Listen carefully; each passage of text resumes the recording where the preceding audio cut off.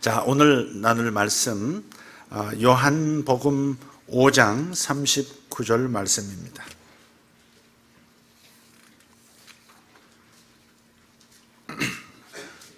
요한복음 5장 39절 말씀 같이 읽겠습니다. 너희가 성경에서 영생을 얻는 줄 생각하고 성경을 연구하거니와 이 성경이 곧 내게 대하여 증언하는 것이니라. 한 번 더. 너희가 성경에서 영생을 얻는 줄 생각하고 성경을 연구하거니와 이 성경이 곧 내게 대하여 증언하는 것이니라. 아멘. 질문 하나 좀 드리겠습니다. 부담스러우실지 모르겠는데, 요한계시록 강해를 지금 몇 주째 하고 있는데, 여러분 계속해서 듣고 계시는 분이 한번 손들어 주세요. 예배에 오셔서 오후 예배에 오시든지 아니면 유튜브로라도 듣고 계시는 분 한번 손 한번 들어주시면 생각보다 많지 않네요. 다시 한번 손 한번 좀 들어보세요. 그럼 안 들으시면 안 되는데. 토막이 납니다. 여러분, 적어도 우리 교회에서 선포되는 말씀은 우리 성도들이 저녁 예배 못 오셔도 주중에 들으셔야 합니다. 한 번 말씀 듣고 살기 힘듭니다. 한 끼 밥 먹고 어떻게 살겠습니까? 일주일에 한 끼 먹고 어떻게 살겠습니까? 안 그렇습니까? 그러니까 우리가 좀 말씀을 계속해서 지속적으로 같은 말씀을 듣고 같은 마음을 가지고 같은 열매를 맺으려고 해야 돼요. 같은 말씀, 같은 마음, 같은 열매를 맺어야 되는 겁니다. 각각 다르면 안 돼요. 수많은 말씀이 있어요. 좋은 선포되는 말씀이 있어요. 그러나 우리가 같은 열매를 맺으려면, 집중력 있게 같은 열매를 맺으려면 같은 마음을 가져야 되는데, 같은 마음은 같은 말씀을 들을 때 오는 겁니다. 그래서 여러분이 다른 좋은 말씀이 있어도 여러분이 속한 몸된 교회에서 선포되는 말씀을 가장 중요하게 들으셔야 합니다. 우리 교회를 향하신 말씀, 이걸 여러분이 꼭 붙들어 주시기를 바라요. 유튜브 통해서라도 꼭 들으시기를 다시 한번 부탁합니다. 다른 질문 하나 더 하겠습니다. 요한계시록을 한 번이라도, 일생에 한 번이라도 읽으신 분 손 들어봐 주세요. 다 읽으셨겠죠? 안 읽으셨으면 간첩입니다. 이건 간첩이지. 요한계시록을 한 번도 안 읽었다. 간첩이지. 사실 요한계시록은 암호문이거든요. 암호문.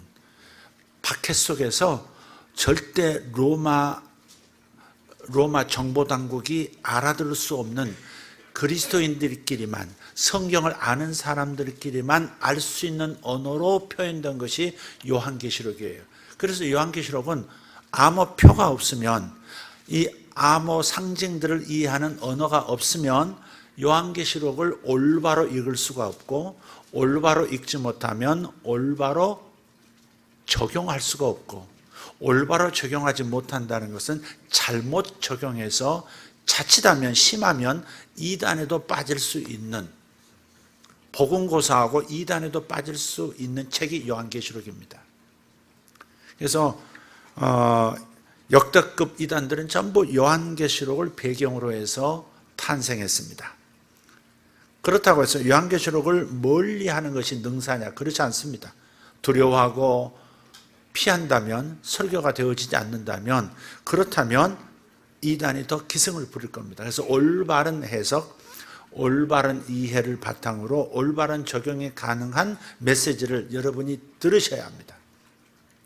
그래서 이 시점에서 요한계시록이 시의적절하다 하는 생각을 하게 되고, 앞으로도 하나님께서 어떤 뜻이 계신 것 같아요. 그래서 요한계시록을 계속해서 설교할 것이고, 여러분이 계속해서 들어주셔야 합니다. 여러분 자신을 위해서 같은 열매를 맺기 위해서 꼭 들어주셔야 합니다. 호주에서 사역하는 2주간 동안에 여러분 요한계시록을 꼭 1독 이상 해주시기를 바랍니다. 다독자 3명을 뽑아서 한번 같이 식사를 대접하도록 하겠습니다. 옛날 거 포함하지 말고 요 2주간 동안에 가장 많이 읽으신 분을 특별히 제가 다음 주에 와서 파악을 하고 같이 대접을 하도록 하겠습니다. 아무도 아멘 하지 않지만 저는 그렇게 하도록 하겠습니다. 도중에 묻겠습니다. 도중에 전화로도 카톡으로도 읽고 계십니까? 이렇게 좀 물어보려고 합니다. 꼭 읽어주시기를 바라고요. 요한계시록은 영적인 세계에서 요한이 경험한 이야기를 기록하고 있어요. 보이는 세계가 아니라 영적인 세계에서 벌어지는 일을 요한이 경험한 이야기가 바로 요한계시록이다 하는 겁니다. 한번 가만히 한번 생각해 보세요. 초등학교, 중학교, 고등학교 때의 지식을 기반으로 해서 한번 제 얘기를 한번 들어보세요. 3차원 안에 2차원이 있습니다. 다른 말로 할게요. 3차원은 2차원을 품에 안고 있습니다. 포섭하고 있습니다. 2차원은 면이죠. 면에다가 면을 세운 것, 이것이 3차원이죠. 그래서 공간이 만들어지는 거 아니겠어요? 공간은 면과 면의 만남이죠. 그래서 면은 2차원, 그래서 2차원은 3차원이라는 공간 안에 이미 있습니다. 2차원은 3차원 안에 포함되어 있는 겁니다. 마찬가지로 이 눈에 보이는 세상, 이 3차원의 세상은 눈에 보이지 않는 4차원, 5차원의 세상 안에 있습니다. 그러니까 다른 말로 하면 눈에 보이는 세상은 눈에 보이지 않는 세상보다 더 작다. 그렇게 생각하시면 됩니다. 다시 뒤집어서 눈에 보이는 이 광활해 보이는 우주를 포함한 이 미시세계까지 이 3차원의 세상은 눈에 보이지 않는 더 높은 차원의 영의 세상 안에 있다는 사실을 기억하라 이 말이죠. 그러니까 차원이 눈에 보이는 차원보다 눈에 보이지 않는 차원이 훨씬 더 높다. 더 많은 지식, 더 많은 지혜, 더 많은 능력 가운데 있는 것이 보이지 않는 세상이다 하는 겁니다. 다시 말해서 눈에 보이는 이 세계보다, 자연 세계보다 눈에 보이지 않는 영의 세계가 훨씬 큰 세계인 것이고, 그저 눈에 보이지 않는 세계를 내 안에 있는 작은 세계, 죽은 다음에 겨우 가는 세상으로 생각하시면 안 되고, 이미 보이지 않는 하나님의 나라는, 실존하지만 눈에 보이지 않는 이 하나님의 나라는 눈에 보이는 이 세상보다 훨씬 큰 모습으로 이미 우리 가운데, 아니 우리를 넘어서서, 아니 우리를 포함하고 우리를 포섭하고 우리를 품에 안고 여기에 존재하는 거예요. 하나님 나라는 훨씬 큰 나라입니다. 그래서 하나님 나라를 접촉하면 기적이 이 땅에 일어나는 것이고, 하나님 나라를 접촉하면 구원이 이루어지는 것이고, 하나님 나라를 접촉하는 자는 눈이 열리는 것이고, 세상을 바꿀 수가 있는 거예요. 여러분의 삶이 달라지기 원한다면 보이지 않는 세계, 즉 영의 세계, 즉 하나님 나라에 수시로 접촉하는 그런 믿음의 사람들이 되어야 가능한 것입니다. 하나님 나라가 차원의 문을 열어주지 않으면 우리는 볼 수도 없고 들어갈 수도 없어요. 그래서 예수님께서 요한복음 3장에서 밤중에 찾아온 학자 니고데모에게 말씀을 하시는 거예요. 사람이 거듭나야 하겠다는 말을 이상하게 여기지 말아라. 거듭난다는 말은 영어로는 born again 그러죠. born again 그러죠. 다시 태어나야 된다. 몸은 어머니의 배를 통해서 이 땅의 자연 세계 가운데, 물질 세계 가운데 한 번 태어났어요. 근데 두 번째 태어나야 된다는 거예요. born again, 다시 태어나야 된다. 한 번 더 태어나야 된다. 어디로? 하나님 나라로 태어나야 한다. 영의 차원으로 다시 한 번 태어나야 된다. 어떤 방식으로? 예수 그리스도를 믿는 자는 영의 세계가 닫혀있던 상태에서 영의 세계가 열리며 영의 생명이 들어가서 영혼이 살아남으로 영의 세계를 들어갈 수가 있고, 영의 세계를 볼 수가 있고, 영의 세계의 자원을 가져다 쓸 수가 있는 존재가 되는 거예요. 그래서 우리 예수님께서 니고데모에게 거듭나라, 하늘나라로 다시 태어나라. 그래서 born again 한다는 말은 위로부터 태어난다. 원문은 위로부터 태어난다. 그렇게 되어 있어요. 여기 낮은 차원, 3차원 세계 안에서 태어난 너여. 영혼은 죽어있는 상태니, 아담 이후로 죽어있는 상태니 다시 한번 born again, 위로부터 하늘나라로부터 다시 태어나서 하늘나라의 영적 존재로 살아가라. 그렇게 말씀하시는 거예요. 여러분 다 거듭나시기를 축복합니다. 거듭나면 수시로 하나님 나라를 볼 수 있고 접촉할 수 있고 도움을 얻을 수 있습니다. 오늘 요한복음 5장 39절을 읽었지만 실상 내용은 요한계시록을 이어갈 겁니다. 먼저 잠깐 생각할 것은 요한복음의 저자와 요한계시록의 저자가 동일하다는 사실입니다. 저자가 동일하다는 것은 책은 달라도 저자가 동일하기 때문에 저자의 개념, 저자가 쓰는 단어, 저자가 쓰는 상징들, 저자가 쓰는 필체들, 이것이 동일하다고 하는 것을 유념하시면 되겠습니다.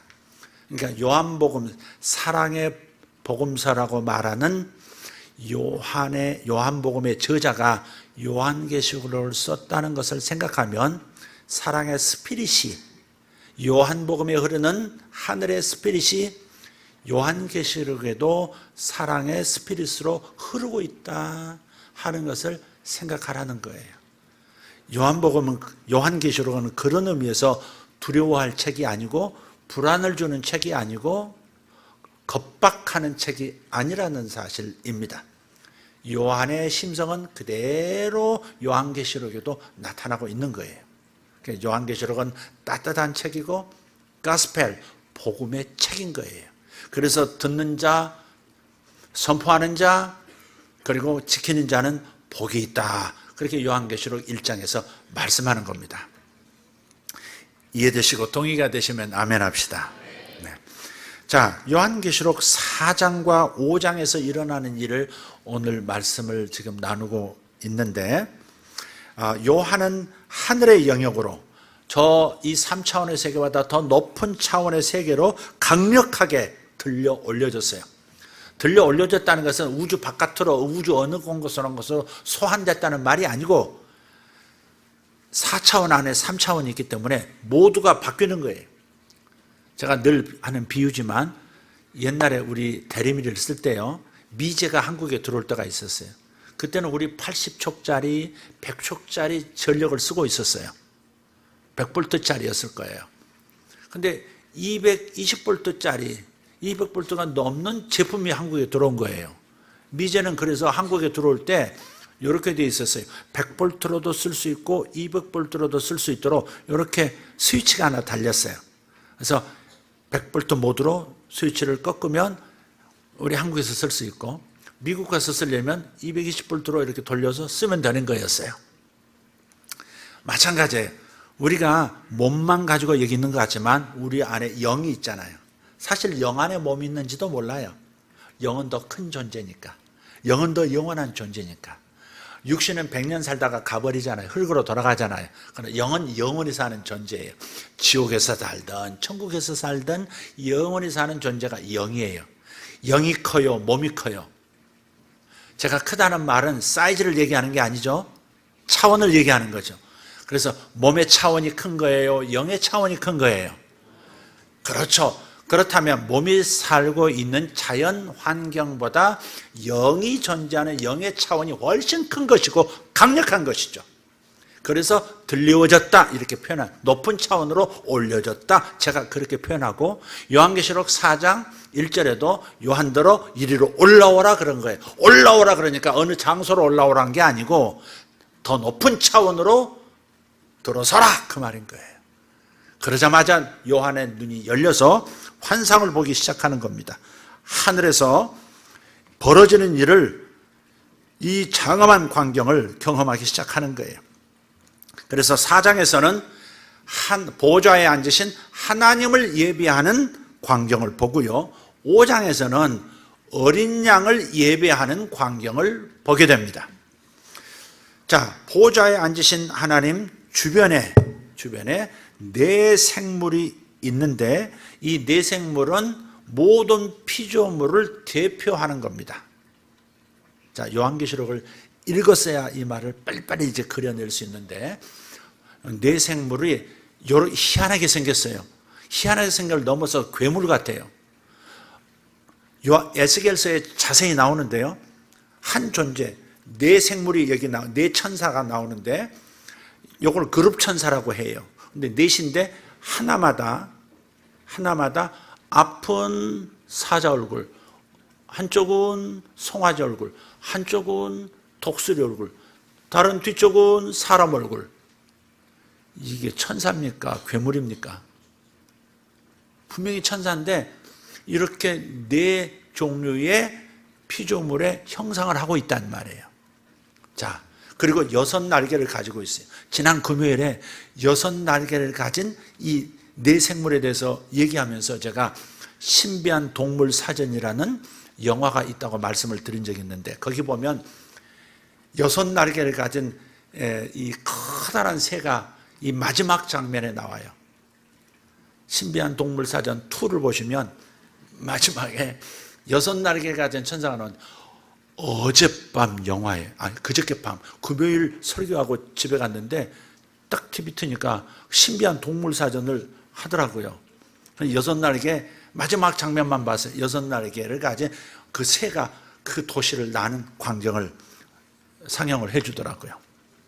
어쨌든 그래서 이 6날개를 가진 이상한 얼굴 형태를 가진 네 생명체가 보좌 주변에서 가장 가까운 곳에서 예배하고 있어요. 근데 사자는 모든 야생동물의 대표, 그 다음 소는 가축들의 대표, 독수리는 모든 날짐승의 대표, 사람은 모든 생명을 가진 존재, 만물의 영장을 대표하는 인간을 뜻하는 거죠. 다른 말로 하면 하나님을 중심으로 가까이서 하나님을 모시고 예배하는 이 네 생물들은 바로 모든 피조물들, 생명을 가진 피조물들을 가리키고 있는 겁니다. 여러분, 천당 가가지고, 죽어서 천당 가가지고 앞머리 독수리, 옆머리 사자, 뭐 이렇게 소, 뭐 이런 천사를 본다고 생각하시면, 여러분, 그런 천당에 가서 그런 괴물 본다고 생각하시면 큰일입니다. 이것은 어떤 내용을 담은 암호를, 상징을 말하는 것이에요. 실제 하늘에서 그 네 생물이 예배한다고 생각하시면, 그러고서 요한계시록을 읽으면 혼란에 빠져요. 그야말로 신비한 동물 나라, 신비한 동물 사전입니다, 이게. 나중에 보시면 알겠지만 어린 양이신 예수님이 이상한 모습으로 하늘에 나타나요. 어린 양인데, 새끼 양인데 뿔이 7개가 나 있어요. 그리고 몸에 7개의 눈이 있어요. 부릅뜬 눈이 있어요. 예수님이 그런 모습으로 하늘에 계실까요?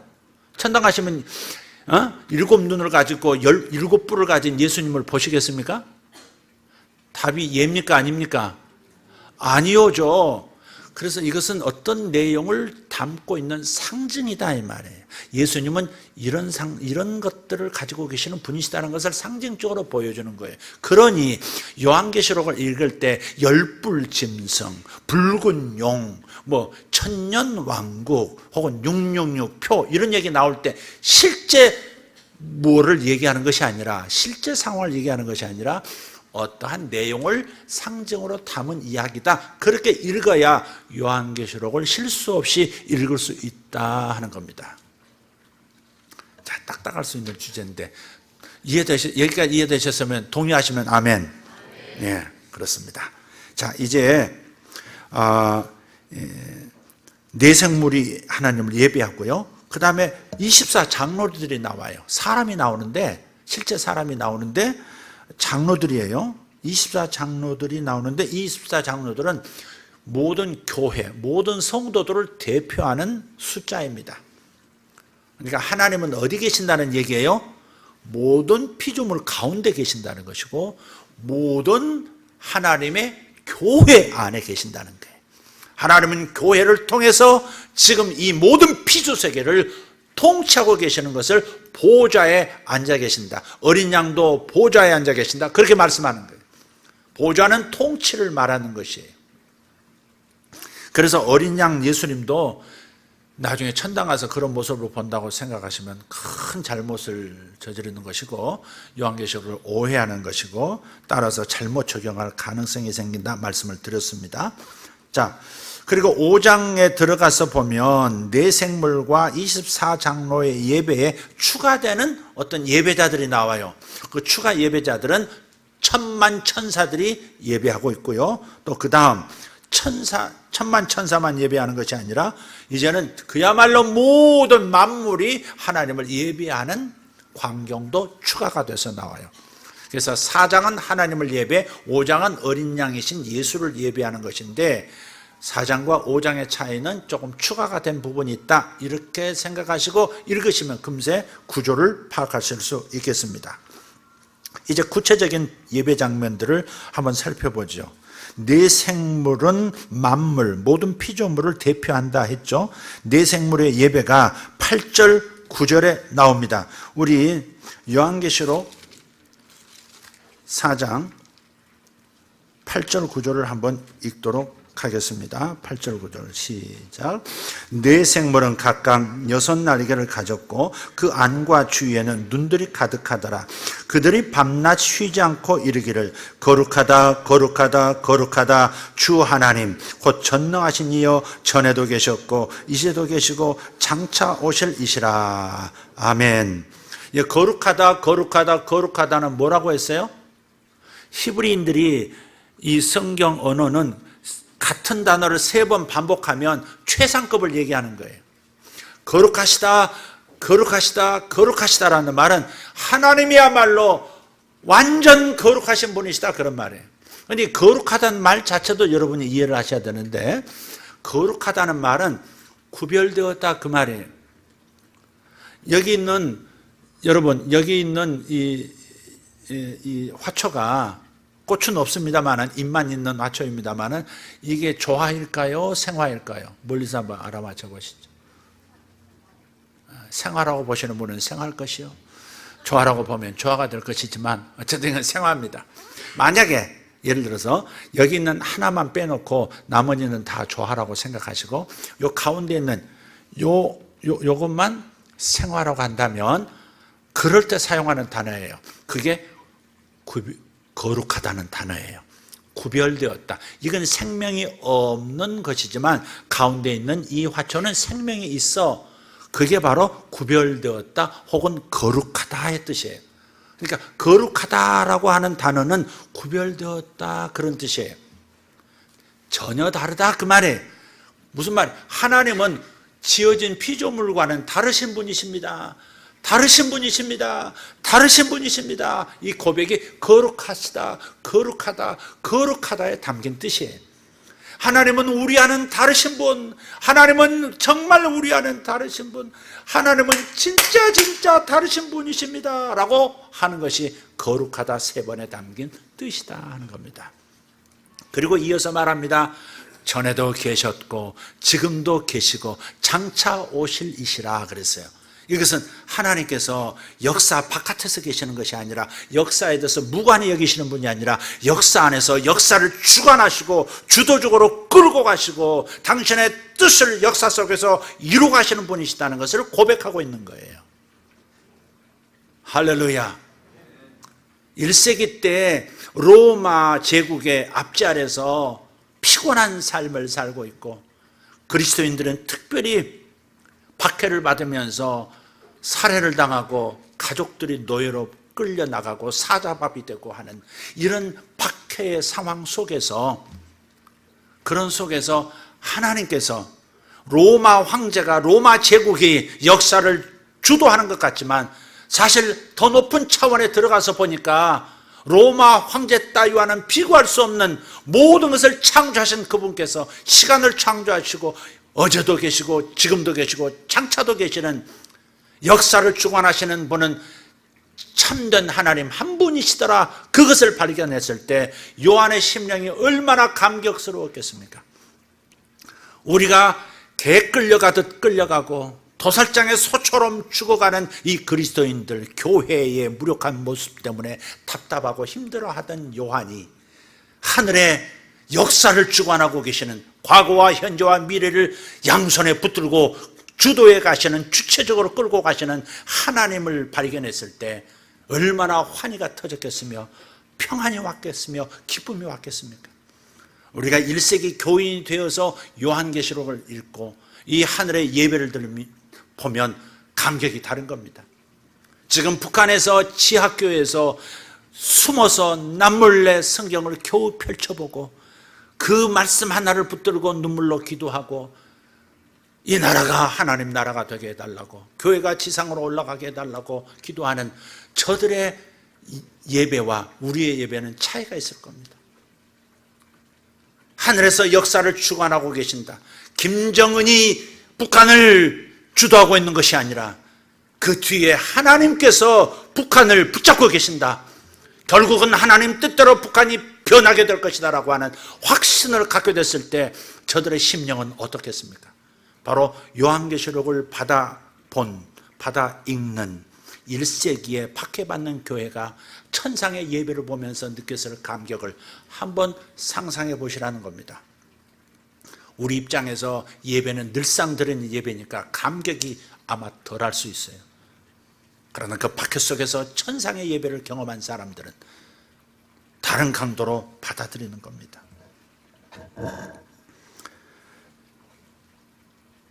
보좌에 앉으신 이에게, 보좌에 앉으사 세세토록 살아계시는 이에게 영광과 존귀와 감사를 돌리고 있는데, 보좌에 앉으신 분은 통치하시는 분이고, 그리고 세세토록 살아계신다는 말은 영원히 통치하신다는 말이에요. 인간의 통치는 짧아요. 네로 황제의 통치는 잠깐이고 도미티아누스 황제의 통치도 잠깐일 것이지만 전능하신 우리 하나님의 통치는 영원하시다. 할렐루야. 이렇게 고백하는 거예요. 저 정권도 잠깐이요, 이 정권도 5년이요, 다음 정권도, 인간의 정권은 5년일 수밖에 없어요. 그러나 우리 하나님의 통치는 영원한 것입니다. 우리 모든 성도들은 영원하신 하나님의 통치, 그것을 바라보면서 격려받고 기도하고 소망을 가지고 세상을 변화시키는 그런 사람들이 되어야 할 줄 믿습니다. 24장로들 교회의 예배가 천상에서 보여집니다. 10절에서 11절입니다. 읽겠습니다. 4장 10절에서 11절.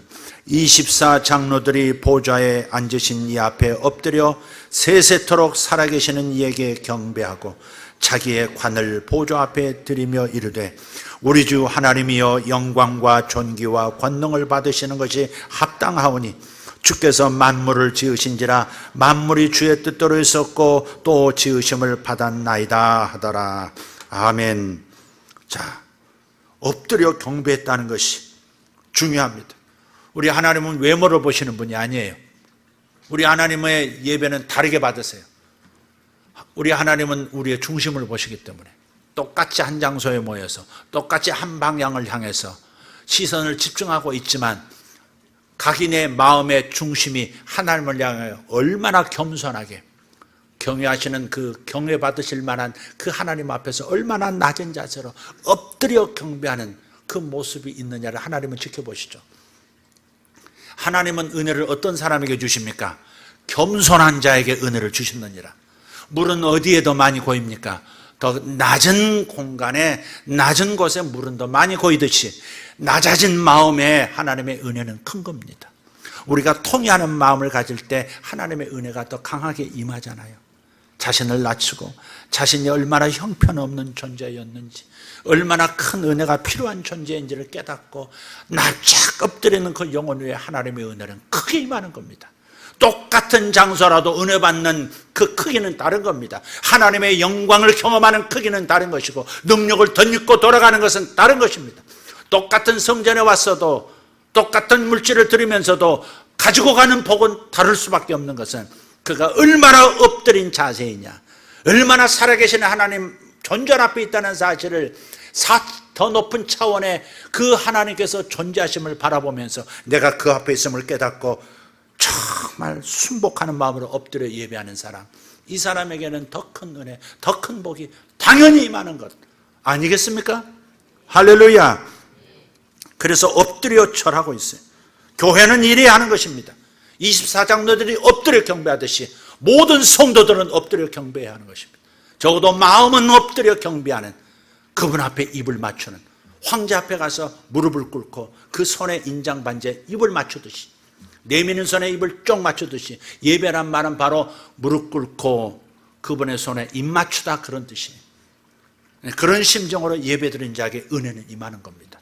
그저 멀뚱멀뚱 몸만 와 있고 마음은 주님 앞에 낮아져 있지 않는다면 여러분 은혜 받을 길이 없는 것이죠.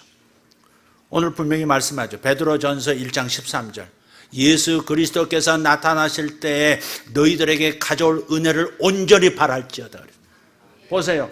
그러므로 너희 마음의 허리를 동이고 근신하여 조심해서 예수 그리스도께서 나타나실 때 너희에게 가져다 주실 은혜를 온전히 바랄지어다. 재림하실 때 임하는 은혜만을 얘기하는 게 아니에요. 주님은 우리에게 예배를 받으시면서 임하시는 것이죠. 이때 주님께서 은혜를 주시는데 그 은혜를 낮은 자세로 겸손하게 온 마음으로 받는 사람에게 임하는 것입니다. 그래서 온전히 바라라는 거예요. 예수님께서 나타나실 때에 가져다 주실 은혜를 온전히 바랄지어다. 이것이 예배자의 태도입니다. 이것을 지금 요한이 보고 있는 거예요. 그리고 자기들 면류관을, 승리의 월계관을 보좌 앞에 다시 돌려드리면서 찬양하고 있어요. 보좌는 통치를 얘기하고요, 면류관도 뭐예요? 통치자를 뜻하고요. 작은 통치자예요. 그리고 승리를 의미해요. 하나님께서 이기게 해주셨다는 거예요.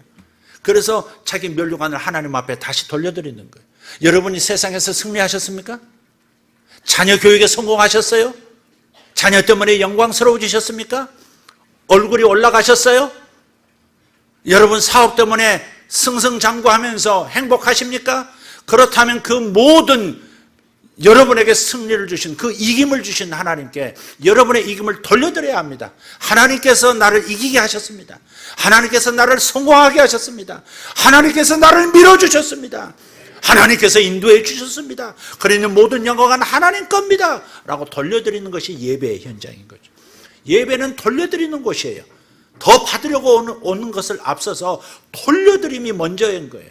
납작 엎드려 하나님이 나를 승리케 하신 것을 감사하면서 돌려드리는 겁니다. 그래서 영광과 존귀와 감사를 돌린다 그런 거예요. 9절에 영광과 존귀와 감사를 돌린다. 돌린다는 말은 받았다는 말을 전제하고 있는 겁니다. 하나님은 나에게 영광을 주셨어요.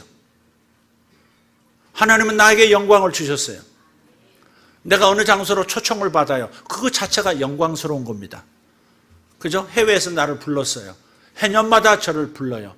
그것은 저에게는 영광스러움입니다. 그런데 그 영광을 누가 주셨다고? 하나님이 주셨다고. 다른 사람 앞에서 목사님이 꼭 계셔야 합니다. 저에게 목사님은 희망입니다. 이렇게 말해주는 분들이 있다면, 그렇다면 저는 가치가 있는 존재로 존귀하게 되어진 것입니다. 아, 나는 다른 사람에게 유익한 존재이구나. 해가 되는 존재를 넘어서서, 있으나 마나 하는 존재를 더 넘어서서, 아, 다른 사람에게 필요한 존재로 하나님이 나를 존귀하게 만들어 주셨구나. 영광과 존귀는 그분이 주신 겁니다. 그래서 내가 존귀하게 되었고 내가 가치 있는 존재로 지금 살아가고 있습니다. 그렇다면 이 모든 것은 주신 분이 계시기 때문에 마땅히 예배를 통해서 나는 감사로 그분께 돌려드려야 하는 것입니다. 그래서 돌린다고 표현하는 거예요. 내가 영광을 돌려드리기 전에 하나님은 나를 영광스럽게 해주셨고, 내가 존귀를 돌려드리기 전에 하나님이 나를 존귀하게 하셨다는 것을 말하고 있으니 하나님께 마땅히 감사해야 할 줄 믿습니다. 여러분이 칭송을 받는 일이 있거든 꿀꺽하지 마시고 더 돌려드리기를 바랍니다. 꿀꺽하지, 이 순간에 꿀꺽하는 사람이 또 있어요. 꿀꺽하시면 안 됩니다. 반드시 돌려드리셔야 합니다. 감사로, 예배로 돌려드리셔야 합니다. 꿀꺽하면 안 됩니다. 올해 백가마 거두었습니다. 농사지어서 백가마 거뒀어요. 미련한 농부는 백가마 다 꿀꺽합니다. 그러나 지혜로운 사람은 오래 심었던, 다시 밭에 돌려주었던 그것보다 더 많은 것을 남겨 뿌립니다. 돌려줍니다, 땅에. 그래야 올해 말 그리고 내년에 더 많은 것을 거둘 수 있습니다. 그래서 감사라고 하는 것은, 돌려드린다고 하는 것은 매우 중요한 겁니다. 하늘에서 내리는 비는 땅에서 올라간 것이 내려온 겁니다. 수증기로 바다에서, 강에서, 사람 몸에서 뿜어져 나오는 그 수분들을 하늘에서 끌어올려 그것이 뭉쳐져 비가 되어 내리는 겁니다. 그냥 적게 내린 게 아니죠. 홍수처럼, 폭우처럼 내리는 것이죠.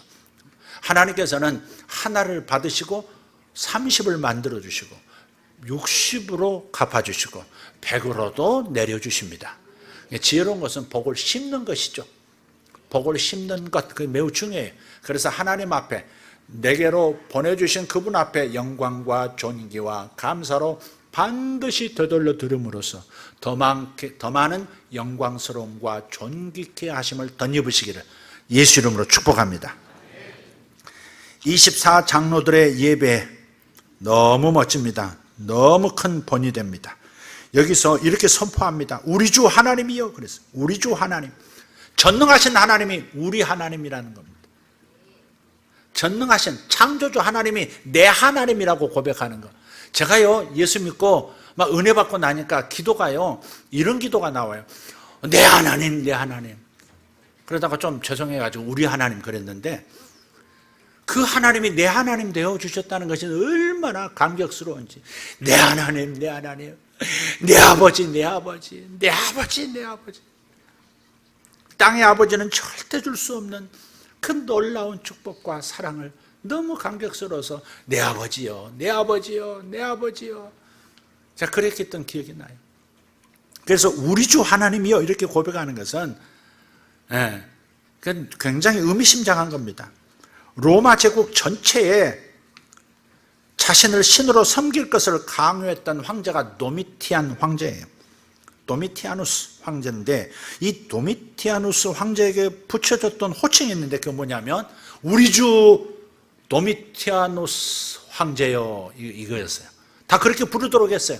흉상들을 정복했던 제국의 식민지의 모든 곳에 도시마다 세워놓고요, 그 황제를 섬기는 신상만이 아니라 신전을 세워놓고 전부 황제를 숭배하게 했어요. 그래서 우리 주 이렇게 부르도록 했어요. 우리 주 도미티안 황제시여 이랬단 말이에요. 항상 뭔가 공문서를 발할 때도 우리 주 도미티안 황제시여 이렇게 꼭 먼저 넣었단 말이에요. 모든 공공행사에도, 모든 경제인들의 모임에도 황제가 우리의 주인이라고, 우리의 신이라고 고백하도록 만들었습니다. 그래서 그때 당시에 바로 하늘에서 예배 드릴 때 교회가 그렇게 고백하고 있더라는 거죠. 24장로가 우리 주 하나님, 하나님은 로마 황제가 아니다, 도미티안이 아니다, 하늘에 계신 우리 하나님이시다, 하나님만이 참 하나님이시고 그분이 우리 하나님이시다라고 지금 고백하고 있는 거예요. 할렐루야. 하나님은 로마 제국 정도가 아니라 만물을 지으신 창조주이시고 지금도 만물이 하나님의 뜻에 따라서 좌지우지 되고 있다는 사실 앞에 우리 주 하나님이여 라고 고백하고 있는 겁니다. 그리고 마지막에 뭐라고 고백합니까? 영광과 존귀 같은 단어를 쓰고 있죠. 내생물이 했던 것과 똑같은 고백을 합니다. 그런데 마지막에 좀 달라요. 권능이라고 그랬어요. 영광과 존귀와 능력, 권능은 능력입니다. 영광과 존귀와 힘을 받으시는 것이 합당하오니라고 찬양해요. 다른 말로 하면 하나님께서 우리를 영광스럽게 해주시고 하나님께서 우리를 가치 있는 존재로 존귀 있게 여겨주시고 그 다음에 뭘 주셨다는 거예요? 힘을 주셨다는 거예요. 권능을 주셨다는 거예요. 돈을 모을 수 있는 재물 얻을 능을 주셨고 지혜를 가지고 살아갈 수 있는 능을 주셨고 자식을 바르게 키울 수 있는 능을 주셨고 하나님을 끝까지 섬길 수 있는 믿음의 능을 주셔서 그래서 우리가 이렇게 예배드립니다. 그래서 받은 것을 하나님 앞에 이 24장로들도 돌려드리고 있어요. 그래서 권능을 돌려드리는 겁니다. 하나님께서 교회에 권능을 주셨거든요. 병을 고치는 권능을 주셨고, 새롭게 되어지는 권능을 주셨고, 거듭나게 할 수 있는 권능을 주셨고, 기도에서 세상을 바꿀 수 있는 권능을 주셨고, 그러나 이 모든 권능이 하나님께로부터 온 것이니까 하나님께 올려드리는 겁니다. 자, 4장은 하나님을 예배하는 광경이었고, 5장은 어린 양, 즉 예수님을 예배하는 광경이 펼쳐집니다. 어린 양 이미지는 요한계시록에 29번이 나옵니다. 29번이면 굉장히 많습니다. 아까 7이라는 숫자가 요한계시록을 지배하고 있다고 그랬죠? 7이라는 숫자가 66번이 나와요. 근데 요한계시록에 어린 양 이미지가 또 29번이 나와요. 예수님께서 요한계시록이라는 드라마의 주인이시기 때문에 그래서 29번이나 나오는 겁니다. 요한복음 5장 39절 우리가 읽었던 본문, 너희가 이 성경에서 영생을 얻는 줄 생각하고 이 성경을 연구하거니와 이 성경이 곧 내게 대하여 증거하는 것이라 그랬어요. 구약도 예수님을 증거하는 것이고 신약도 예수님을 증거하는 거예요. 출애굽은 누구를 증거하는 거예요? 모세를 증거하는 것인 줄 믿습니다. 아멘 하는 사람 또 무슨 사람이야? 예수를 증거하는 거라. 창세기는 뭘 증거해요? 예수님을 증거해요. 역대서는 다윗을 증거합니까? 아니에요. 다윗을 통해서 예수를 증거하고 있는 거예요. 요한계시록은 누구를 증거하고 있어요? 예수를 증거하고 있어요. 요한계시록이라는 드라마의 주인공은 누구라고요? 어린 양이신 예수님이에요. 그래서 어린 양이 29번이나 나오는 겁니다. 그래서 요한계시록에서 천년 왕국이 우리의 시선을 끌어서는 안 됩니다. 중요하지만 독차지해서는 안 돼요. 666표가 주인공이 아닙니다. 붉은 용이 주인공이 아닙니다. 바다에서 올라오는 열불 가진 짐승이 주인공이 아닙니다. 천사들이 주인공이 아닙니다. 24장로가 주인공이 아닙니다. 누가 주인공이에요? 어린 양 예수 그리스도가 주인공이에요. 어린 양을 주목하면 나를 위해 나를 사랑하사 대신 죽어주시고 부활하신 그 사랑의 예수님이 떠올라 저절로 입가에 미소가 걸리게 하고 마음이 평온해지게 만들어주죠. 우리가 요한계시록을 읽으면서 불안해지고 이상하고 짜증나고 피하고 싶고 두려워지는 것은 어린 양을 주목하지 않기 때문에 그렇습니다. 어린 양을 주목하지 않고 그 곁다리들을 주목하고 있기 때문에 불안해지고 이해가 안 되고 해석이 안 되고 적용이 안 되는 겁니다. 어린 양의 모습 다시 보십시오. 6절에 보면 7뿔과 7눈을 가지고 있다. 뿔은 권세와 힘을 말한다 그랬습니다. 짐승들도요, 양이나 염소 보세요. 뿔이 크면 대장입니다. 뿔이 작으면 박치기 하고서 나가 떨어지면 그 다음부터 다시는 암양들을 넘볼 수 없습니다. 뿔이 힘이고 뿔이 권세입니다. 큰 놈이 대장입니다. 그러듯이 뿔은 권세를 말해요. 눈은 꿰뚫어 보는 능력을 말해요. 보이지 않는 것을 볼 수 있는 능력을 말해요. 그런데 7이라는 숫자는 완전함을 따라하니까 우리 예수님은 전능하신 창조주 하나님 아버지와 동등이라는 말씀을 하는 것이고, 7 눈을 가졌다는 것은 우주 안에 우주 바깥에 모든 것을 꿰뚫어 보시는 전지하신 예수 그리스도를 말씀하고 있는 겁니다. 자, 그리고 7 눈들을 뭐라고 표현합니까? 6절 7절에서 7 눈들은 온 땅에 보내심을 받은 하나님의 영이라 그랬어요. 7 영이라. 그것은 7이라는 숫자는 완벽하다는 뜻이 7 영이 있다는 게 아니에요. 하나님의 영이 7 존재가 있다는 것이 아니라 완벽하시다 그 말이에요. 이 완벽하신 하나님의 영은 누구세요? 성령님. 그러니까 벌써 이 5장에 가서 삼일체 하나님이 같이 등장하는 거예요. 아버지 하나님, 어린 양이신 예수 그리스도, 삼위 하나님이신 성령 하나님이 같이 등장하는 거예요. 그런데 이 성령 하나님은 육체로 2000년 전 오셨던 예수님을 대신해서 그때부터 지금까지 이 땅에서 예수님이 하셨던 사역을 이어가고 계세요. 온 땅으로 보내심을 받으신 성령님은 그리고 우리를 동역자로 삼으셔서 역사하고 계세요. 제가 여기 있든 호주 땅을 가든 어디를 가든 성령님은 나를 부르셔서 나와 동행하셔서 나와 함께 동역하실 거예요.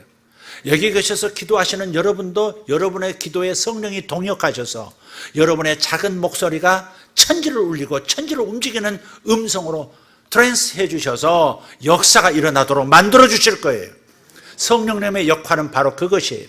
예수님께서 육체로 이 땅에서 만나는 사람에게만 하실 수밖에 없었던 그 사역을 영이시기 때문에 동시적으로 온 세계 모든 성도들과 함께 각각 다르게 역사하시는 하나님으로 움직이고 계시는 거예요.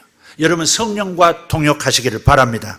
성령님을 슬프게 하지 말고 성령님을 마음에 항상 모시고 성령님과 동행하시기를 예수 이름으로 축복합니다. 할렐루야. 여기 온 땅에 보냄을 받았다. 성령이 온 땅으로 보냄을 받았다는 말은 장소를 의미하기도 해요. 예루살렘으로, 저 런던으로, 뉴욕으로, 저 시드니로 다 온 땅으로 성령께서 파송받으셨다 하는 말씀도 돼요. 어떤 장소를 가리키기도 하지만 어떤 영역을 가리키기도 해요. 교육계 영역, 과학기술의 영역, 연예 스포츠 영역, 엔터테인먼트 영역, 정치의 영역, 경제의 영역, 모든 영역, 모든 인간 사회를 이루고 있는 모든 영역으로 하나님의 성령은 임해 계세요. 그래서 우리를 그쪽에서 쓰시고 싶으면 그 방향으로 부르세요. 여러분의 일생에서 사명이 무엇인지를 깨닫고 그 방향으로 나가기를 예수 이름으로 축복합니다. 여러분이 대학을 결정하는 것, 여러분의 직업을 결정하는 것, 그리고 여러분의 직장을 선택하는 것까지 하나님의 성령이 나를 어디에서 쓰시고자 하는지, 어디에서 나를 콜링하고 계시는지를 여러분 항상 귀를 기울여 들으시려고 해야 돼요. 하나님의 신호음을 들으시기를 바라요. 하나님이 어디서 나를 부르시나? 하나님이 어디서 나를 부르시나? 하나님이 어디서 일하라고 하시나? 하나님이 어디서 나를 쓰실 것인가? 나는 하나님을 담는 그릇이요, 하나님이 쓰시는 그릇이요, 하나님이 쓰시는 통로인데, 하나님의 동역자인데, 하나님 동역자이신 하나님이 어디서 나를 부르고 계시는가? 항상 깨어있기를 바라요. 어디서 월급을 더 많이 주나? 어디서 나를 더 인정해 주나? 이런 것을 찾는 것보다 더 우선순위로 하나님이 나를 어디로 부르시는 것인가? 하나님이 어디다 나를 쓰시려고 아직도 이 땅에 남겨놓고 계시는가? 이걸 찾지 못한다면 불행한 인생 아니겠습니까?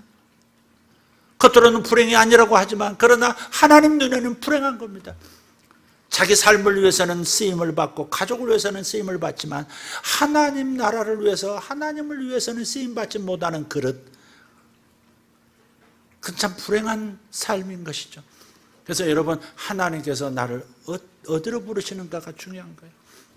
어떨 때는 에스겔처럼 저 골짜기에 처박히도록 부르실 때도 있어요. 이유는 잘 모르겠지만 하나님께서 왜 골짜기로 부르시는지, 왜 나를 광야로 부르시는지, 왜 나를 영광스러운 산 위로 부르지 아니하시고 왜 저 골짜기로, 왜 광야로, 척박한 광야에서 나를 부르시는 건지 이해가 안 될 때도 있지만, 그러나 하나님께서는 바로 그 일을 통해서, 그 영역으로 들어가는 것을 통해서 하나님은 무언가를 하신다는 겁니다. 여러분, 그 믿음을 가지시면 어디에 있든지 힘이 날 것이고 어디에 있든지 자신 마음의 역사는, 사탄의 역사를 다스릴 수 있을 겁니다. 이왕 여기까지 왔으니까 5장 8절 10절도 좀 읽겠습니다. 5장 8절 10절 읽겠습니다. 시작. 그 두루마리를 취하심에 네 생물과 24 장로들이 그 어린 양 앞에 엎드려 각각 검은 고와 향이 가득한 금대접을 가졌으니 이 향은 성도의 기도들이라. 그들이 새 노래를 불러 이르되 두루마리를 가지시고 그 인봉을 떼기에 합당하시도다. 일찍이 죽임을 당하사 각 족속과 방언과 백성과 나라 가운데서 사람들을 피로 사서 하나님께 드리시고 그들로 우리 하나님 앞에서 나라와 제사장들을 삼으셨으니 그들이 땅에서 왕 노릇하리로다 하더라. 아멘. 네, 10절까지 읽었죠? 네, 그렇습니다. 여기서 이 장로들이 예배를 드리는데 여기 성도의 기도가 나오죠. 근데 이 사람들이 어떤 사람들이냐면 각 족속과 방언과 백성과 나라 가운데서 불렀다 그랬어요. 넷을 얘기하죠. 각 족속, 그 다음 방언, 백성, 나라. 사라는 숫자는 땅의 숫자, 세상을 말해요. 이 세상 가운데 있던 사람들 중에 뽑아서 하나님의 자녀들을 뽑아서 지금 모아놓으셨대요. 할렐루야. 예, 그래서 의도적으로 사를 쓰는 거예요. 네 가지를 쓰는 거예요. 족속과 방언과 백성과 나라, 이 땅에서 하나님께서 하늘의 영역으로 우리를 불러내셔서 하나님과 사람들을, 이 세상을 연결시키는 제사장으로 삼으시고 왕으로 삼으셨. 나라라는 말은 왕이란 말이에요. 왕과 제사장들을 삼으셨으니 그들이 땅에서 왕 노릇하리로다 하더라. 하늘에서 왕 노릇이 아니라 땅에서 왕 노릇한다는 겁니다. 우리들이 살고 있는 이 세대에 여러분이 왕 노릇하는 겁니다. 뭔가 통치하는 권능이 여러분에게 있다는 거예요. 여러분 이걸 발견 못하면 무능하게 삽니다. 여러분은 세상을 바꿀 능력을 가진, 하늘 차원을 이 땅으로, 하늘이 이 땅에 임하도록 만드는 놀라운 존재들입니다. 여러분 하늘을 의식하고 하나님 나라를 의식하지 않으면 정말 작은 모습으로 삽니다. 여러분은 이 땅에서 이 세상을 통치하는 어떤 실력 행사를 할 수 있는 존재임을 빨리 깨달으시기를 바라요. 그래서 교회는 성령님의 일곱 눈으로 꿰뚫어 보시는 그런 예언적 기도로 통치력을 나타냅니다. 성도들의 기도가 나오잖아요. 그리고 그것이 응답되는 것이 일곱 인을 떼고 일곱 나팔이 불고 일곱 뭐가 돼요? 대접이 쏟아지는 광경으로 나타나는 성도들의 기도의 응답으로 인이 떼지고 뭐가 돼요? 나팔이 불려지고 일곱 대접의 재앙들이 하나님을 대적하는 문화권에 내리는 거예요. 성도들은 이것으로 세상을 변화시키는 거예요. 기도로 세상을 변화시키는 거예요. 성령님의 감동을 받고 무엇을 기도할까요? 성령께서 감동하시는 기도를 하기 시작하면 세상이 변하기 시작하고 내 삶이 변하기 시작하고 내 자녀들이 변하기 시작하는 거예요. 꼭 자녀들을 넣어야 아멘이 커지고, 자녀들을 따라하면 별로 관심이 없고. 아니요, 여러분 세상을 위해서 여러분 특별히 뽑아 세운 분들이에요. 여러분의 경험은 하찮은 게 아닙니다. 그런 여러분이 경험하는 그 영역을 두루두루 경험하고, 그리고 하늘의 뜻을 깨닫고 하나님의 뜻을 기도함으로써 그 자신이 경험한 세상을 하나님의 나라의 수준으로 바꾸도록 하나님이 여러분을 뽑으신 거예요. 그것이 통치예요. 그것이 통치예요. 할렐루야. 자, 그러면 두 번째 단계로 성도들이 이렇게 기도하면 그 다음 천만 천사들이 동역하기 위해서 역사하기 시작해요. 11절 12절입니다. 읽겠습니다. 시작. 내가 또 보고 들음에 보좌와 생물들과 장로들을 둘러선 많은 천사의 음성이 있으니 그 수가 만만이요 천천이라. 큰 음성으로 이르되 죽임을 당하신 어린 양은 능력과 부와 지혜와 힘과 존귀와 영광과 찬송을 받으시기에 합당하도다 하더라. 아멘. 자, 여기 몇 가지 나왔어요? 7가지. 7은 무슨 뜻이라고요? 완전하시다 이 말이죠. 하나님 모든 면에서 완전하시고 모든 면에서 전능하시다 그 말이에요. 그래서 7가지만 얘기하는 거예요. 네. 죽임을 당하신 예수 그리스도 어린 양은 우리에게 능력을 주셨고 부도 주시고 능력도 주시고 부도 주시고 지혜도 시시때때로 부어주시고 힘도 부여하시고 존귀하게 만들어주시고 나를 영광스럽게 해주시고 나에게 칭송을 받는 삶을 살게 해주시는 분이신 줄 믿습니다. 그래서 돌려드리는 겁니다. 다시 하나님께서 내게 이걸 주셨으니 돌려드립니다 하는 거예요. 그래서 여러분이 이것을 인식해야 돼. 아, 하나님이 나를 부하게 하시는구나. 하나님이 나에게 권세를 주시는구나. 하나님이 나에게 사람을 다스릴 설득력, 힘을 주시는구나. 사람이 나에게 주는 것이 아니라 하나님께서 나에게 나를 존귀하게 살 수 있도록 영광스럽게 살 수 있도록 하는 그 은총을 주시는구나. 이걸 깨달으면 그게 나타나는 거예요. 이미 여러분에게 성령님을 통해서 이미 이것이 주어지고 있는 거예요. 그걸 여러분이 믿고 의식하면 그 역사가 나타나는 거예요. 그래서 여러분 삶에서 거두면 반드시 뭐 하라고요? 하나님께 감사와 영광을 돌려드려야 하는 것입니다.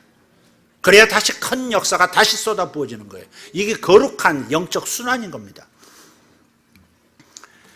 자, 천사가 지금 화답했다는 걸 뭘 말하는 거예요? 교회가 성도들이 기도하니까 어떻게 돼요? 천사들이 움직이는 거예요 지금. 그래서 성 24장로들을 먼저 예배 선포하는 내용이 나오고 그 다음에 천사들이 그 다음 얘기하고요. 그 다음 마지막에 뭐가 나오죠? 자, 13절 시작. 내가 또 들으니 하늘 위에와 땅 위에와 땅 아래와 바다 위에와 또 그 가운데 모든 피조물이 이르되 보좌에 앉으신 이와 어린 양에게 찬송과 존귀와 영광과 권능을 세세토록 돌릴지어다 하니 네 생물이 이르되 아멘하고 장로들은 엎드려 경배하더라. 아멘. 왜 피조물들이 모든 만물들이 하나님 앞에 영광을 돌릴 때는 네 가지로 얘기할까요? 찬송과 존귀와 영광과 권능이라고 얘기할까? 왜 딴 때는 셋인데 왜 여기서는 넷을 얘기할까? 네 종류의 선포를 할까요? 땅이니까, 세상이니까, 만물이니까. 그래서 넷으로 맞춘 거예요. 이해가 되십니까? 그러니까 이 성경의 요한계시록에 나오는 숫자의 의미를 여러분 잘 이해하시면 왜 여기는 7이고 왜 여기는 3이고 왜 여기는 4인가에 대한 왜 여기는 6인가 이걸 이해할 수 있게 되는 것이죠. 요한계시록 이렇게 쉬워요? 어려워요? 쉬운 겁니다. 암호표만 알면 암호문은 저절로 다 해독이 되는 겁니다. 엉뚱하게 받아들이니까 그렇지. 자, 이제 정리합니다. 말씀이 오늘 좀 길었죠? 자, 1세기 교회 시대로 다시 한번 돌아가서 상상해 보십시오. 환난 중에 답답했던 요한이 이 장면을 보고 무엇을 느꼈겠습니까? 4장 5장을 경험하면서 창조주 하나님께 드린 이 장엄한 예배 속에 파묻혀서 요한은 큰 위로를 얻었을 것이고, 오늘 우리도 어떤 환경에서든지 만물의 주인이신 우리 주 하나님의 임재 속에 있기만 하면 큰 위로와 큰 힘이 솟아날 줄 믿습니다. 지금 우리를 압도하려는 눈에 보이는 이 세상 너머의 높은 차원에서 주 하나님께서 우리와 함께 통치하고 계신다는 사실을 잊지 맙시다. 교회가 이 하나님의 통치에 동참하고 있음을 잊지 마십시오. 이것이 우리의 진정한 정체성입니다. 요한의 경험을 전달받은 1세기 교회는, 요한하고 요한의 경험을 지금 이 요한계시록을 통해서 전달받은 1세기 교회는 바로 이 시점부터 하늘에서 땅을 통치하는 법을 배우고, 바로 그때로부터 하나님을 대적하는 로마 제국을 하늘의 권능으로 전복시키기 시작합니다. 그리고 로마 제국이 하나님만이 참 신이심을 고백하고 제우스를 섬기고 황제를 섬겼던 우상숭배에서 돌이켜서 예수 그리스도만 우리의 큐리오스, 우리의 주인이시다, 우리의 하나님이시다 라고 고백하면서 경배하기 시작하고, 마침내 BC 4세기 300년대 들어와서 로마 제국이 기독교가 우리의 국교라고 선포하게 이르는 겁니다. 바로 이 역전이 도미티아누스의 박해 때부터 하늘을 경험하고 하늘의 예배를 경험하고 돌아온 요한이 그것을 성도들과 함께 새로운 차원에서, 하늘의 차원에서 기도하는 법을 선포하기 시작하면서 땅에서 변화가 일어났고 드디어 로마 황제도 예수를 믿어버리는 역사가 일어난 것이죠. 할렐루야. 마찬가지 에스겔도 바벨론으로 끌려갔었지만 바벨론 강가에서 하늘이 열리는 하늘의 예배 광경을 경험하고 난 다음에, 그런 다음에 성도들에게, 끌려온 모든 포로들에게 알려주고, 그때부터 놀라운 예언적 기도를 시작하면서 얼마 후에 전부 이스라엘로 돌아오고 이스라엘이 회복되는 역사를 경험하게 됩니다. 지금도 이 땅에서 우리가 일어나기를 원하는 일이 있다면 여기서 몸과 마음만 움직이지 말고 하늘의 차원으로 들어가서 하늘의 차원에서 하나님의 성령의 감동을 따라서 기도하기 시작하면 이 땅은 바뀌기 시작할 것이고, 이 땅의 7대 영역, 8대 영역은 변하기 시작할 것입니다. 모든 교육계도 변할 것이고 정치계, 경제계 다 변하기 시작할 겁니다. 우리가 하늘 차원으로 올라가서 기도하는 법을 배우시기를 예수 이름으로 축원합니다. 더 높은 곳으로 올라가서, 예배는 예배로 끝나지 않고 예배는 상황을 바꿔놓는 능력의 원천이 되기 때문에 더 높은 곳으로 올라가서 상황을 바꾸는 예배를 드리십시오. 상황을 바꾸는 왕들이 되시기를 축복합니다. 이처럼 우리 주 하나님께서는 교회와 함께 천만 천사와 함께 만물이 존재하는 모든 곳에 임재해 계세요. 그래서 저는 호주를 가면서 호주에서 피조물들을 보호하시는 하나님, 불을 다스리시는 하나님을 보고 싶습니다. 여러분도 기도해 주시기를 바랍니다. 지금 서울시가 얼마나 넓습니까? 서울시의 80배 되는 면적이 완전히 소실이 되었습니다. 막을 수 있는 불이 아닙니다. 막을 수 있는 불이 아니에요. 그러니까 바다를 만나야 불이 끝나는 이런 수준의 불이 되어버린 거예요. 약 5억 마리의 생명체들이, 그것도 가시적으로는 그런 동물들이 다 죽었다고 하지 않습니까? 호주에 있는 코알라의 절반이 죽었답니다. 캥거루는 이루 말할 수가 없고. 그래서 엄청난 재앙입니다. 그러나 하나님은 자연세계도 사랑하시고 자연세계 안에서 교회가 움직이면 동역하셔서 피조세계도 불도 삼림도 다스리는 하나님이신 줄 믿습니다. 기도하겠습니다. 하나님 감사합니다. 하나님 감사합니다. 하늘에서 예배를 경험한 요한, 우리도 이 예배를 경험하게 도와주시옵소서. 살아계신 예수님 이름으로 기도하옵나이다.